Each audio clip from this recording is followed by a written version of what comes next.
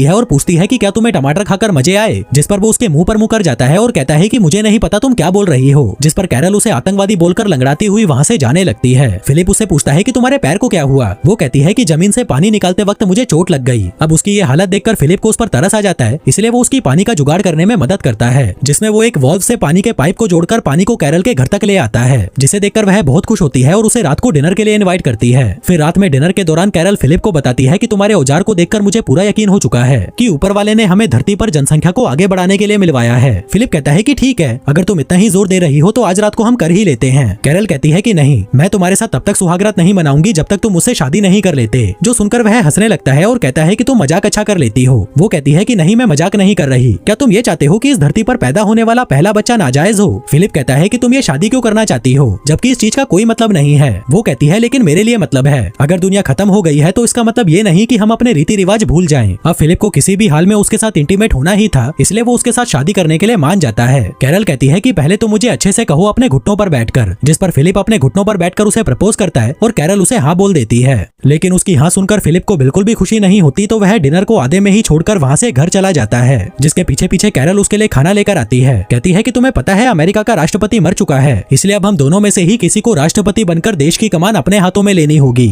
वहीं फिलिप जो उसे बहुत ज्यादा परेशान हो चुका था कहता है कि तुम ही बन जाओ राष्ट्रपति। वो कहती है कि मैं नहीं बन सकती क्योंकि मुझे लोगों के बीच भाषण देना नहीं आता, इसलिए उन दोनों की सहमति से फिलिप को राष्ट्रपति बना दिया जाता है। फिर अगले दिन कैरल स्टोर से अपनी शादी के लिए कुछ सामान लेने जाती है। वहीं फिलिप अपनी बैचलर पार्टी एंजॉय कर रहा था, जिसमें वो बहुत सारे टिश्यू पेपर्स को इकट्ठा करके उसमें आग लगा देता है, जिसके बाद वो फटे पुराने कपड़े पहनकर चर्च में पहुंचता है, जहां कैरल ने चर्च को बहुत अच्छे से सजा रखा था और खुद भी वो बहुत अच्छे से तैयार होकर आई थी। फिर शादी के दौरान जब रिंग पहनाने की बारी आती है तो फिलिप शादी की रिंग लाना ही भूल जाता है। दरअसल वो ये शादी करने में बिल्कुल भी इंटरेस्टेड नहीं था, जो देखकर कैरल गुस्सा हो जाती है और शादी को बीच में ही छोड़कर वहाँ से चली जाती है। तभी फिलिप उसके पीछे पीछे उसके घर पहुँचता है और उसे दरवाजा खोलने के लिए कहता है, लेकिन जब वो दरवाजा नहीं खोलती तो वह उसके दरवाजे को तोड़ देता है। फिर अंदर आकर वो देखता है कि कैरल ने अपने घर को बहुत सुंदर सजा रखा था, क्योंकि वो अपनी शादी को लेकर बहुत ज्यादा एक्साइटेड थी। जिसके बाद वो कैरल को देखता है जो सड़ी हुई शक्ल लेकर एक कमरे में बैठी हुई थी। फिलिप उससे माफी मांगता है और कहता है कि मैं सच में रिंग के बारे में भूल गया था, अगर मुझे याद रहता तो मैं पक्का लेकर आता। वहीं कैरल भी उसे माफ कर देती है। जिसके बाद वो दोनों अंगूठी लेने के लिए एक ज्वेलरी शॉप में जाते हैं, जहाँ से वो बहुत सारी अंगूठियां उठा लेते हैं, जिनको एक एक करके फिलिप कैरल की उंगलियों में पहना देता है और उससे शादी कर लेता है। फिर रात को जब सुहागरात मनाने की बारी आती है तो कैरल उसके साथ इंटीमेट होने की बजाय रात भर उससे बातें करती रहती है। फिर अगले दिन से कैरल भी फिलिप के साथ वो सभी चीजें करती है जिसको करने में फिलिप को बहुत मजे आते थे।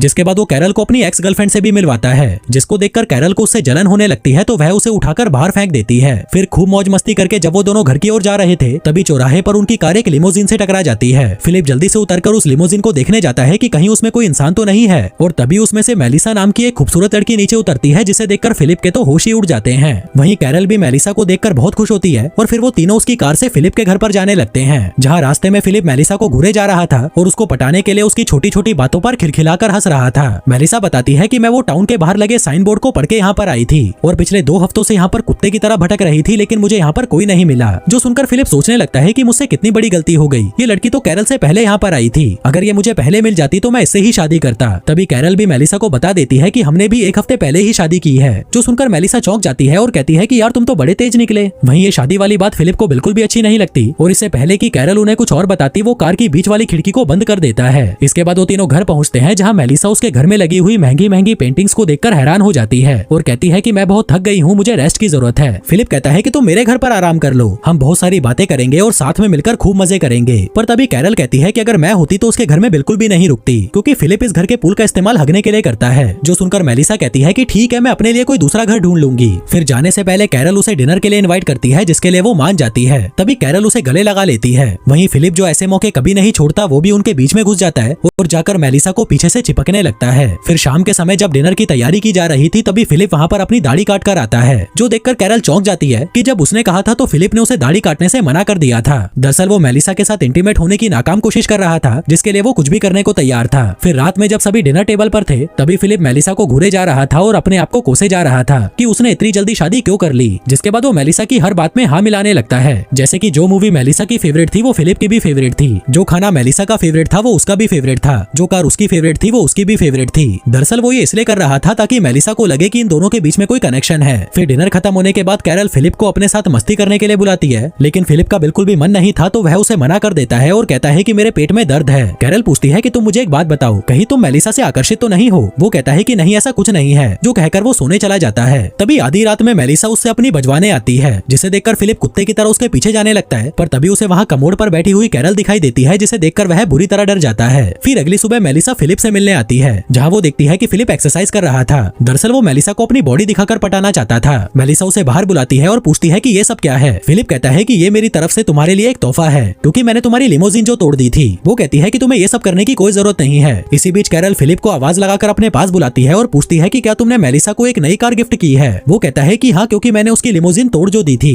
वो कहती है कि तुम्हारे पास ये सब करने का टाइम है, जबकि मैं तुम्हें 100 बार बोल चुकी हूँ कि मेरा दरवाजा ठीक कर दो, पर तुम्हारे पास इसके लिए टाइम नहीं है। अब मुझे नहीं पता तुम इसे कैसे भी ठीक करो। आगे कैरल मेलिसा को अपनी शादी की फोटोज दिखाती है, जो उसने खुद ड्रॉ की थी। मेलिसा पूछती है कि अगर तुम दोनों की शादी हो चुकी है तो तुम दोनों साथ में क्यों नहीं रहते। वो कहती है कि नहीं, मैं उसके साथ नहीं रह सकती, वो बहुत गंदा है। मैंने उसके साथ शादी सिर्फ धरती पर जनसंख्या को बढ़ाने के लिए की है। वहीं जब फिलिप दरवाजा ठीक कर रहा था, तभी मेलिसा उसके पास आती है। वो कहती है कि मेरे पास एक जनरेटर है, जिससे हम बियर को ठंडी करके पी सकते हैं, इसलिए तुम शाम को कैरल को लेकर मेरे घर पर आ जाना। लेकिन फिलिप अकेले ही उसके घर बियर पीने पहुंच जाता है और उसे कहता है कि कैरल की तबीयत खराब है, इसलिए वो नहीं आ सकती, जबकि इसने कैरल को बताया ही नहीं था कि मेलिसा ने इनको बियर पीने के लिए इनवाइट किया है। फिर बातों के दौरान मेलिसा उसे बताती है कि मैं पिछले 2 सालों से किसी मर्द की तलाश में भटक रही हूँ, क्योंकि मुझे भी मजे करे काफी साल बीत चुके हैं। मेरी भी कुछ जरूरतें हैं जिन्हें मैं पूरा करना चाहती हूँ। फिलिप कहता है कि हाँ, मैं समझ सकता हूँ, ये सब नेचुरल है। मेलिसा कहती है कि मैं तुम दोनों के लिए बहुत खुश हूँ कि तुम दोनों साथ में हो। भले ही तुम दोनों में अनबन चलती रहती है, पर तुम दोनों साथ में तो हो, जिसकी मैं बहुत इज्जत करती हूँ। वहीं फिलिप उसे ये बताने के लिए तड़पा जा रहा था कि मैं कैरल से बिल्कुल भी खुश नहीं हूँ। मैं तो तुम्हारे जैसी किसी लड़की के साथ मजे करना चाहता था,